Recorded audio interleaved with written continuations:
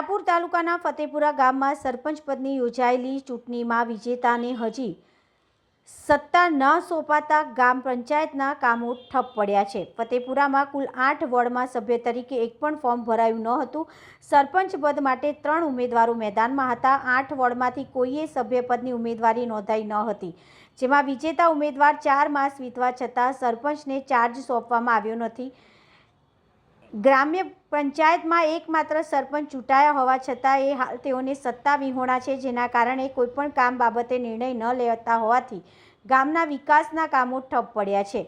ચૂંટણી પત્યા બાદ હજી સુધી પ્રવીણભાઈ ગોહિલને સરપંચ પદનો ચાર્જ સોંપાયો નથી। આથી સત્તાવાર રીતે તેઓને સરપંચ તરીકે સહી સત્તાનો ઉપયોગ વિકાસના કામો માટે ઠરાવવામાં થઈ શકતો નથી। આથી તાજેતરમાં તેઓએ તારાપુર ટીડીઓને લેખિતમાં રજૂઆત કરી છે, જેમાં જણાવ્યું છે કે સરપંચ પદ હોવા છતાં મને ચાર્જ સોંપાયો નથી, જેના કારણે ગામમાં પાણી, ગટર, રોડ સહિતના પ્રાથમિક સુવિધાના કામો થઈ શકતા નથી, પંચાયતના નાણાકીય વ્યવહારો કરી શકતા નથી। આથી સરપંચ તરીકે ચાર્જ આપવા કે વ્યવસ્થા ગોઠવવાની માંગ કરી છે। તલાટીના મત અનુસાર નાના મોટા રિપેરિંગ કામોના પેમેન્ટોમાં તેમજ ગ્રામજનોના રહીશ રહેઠાણ સહિતના દાખલા આપવામાં મુશ્કેલી ઊભી થઈ રહી છે।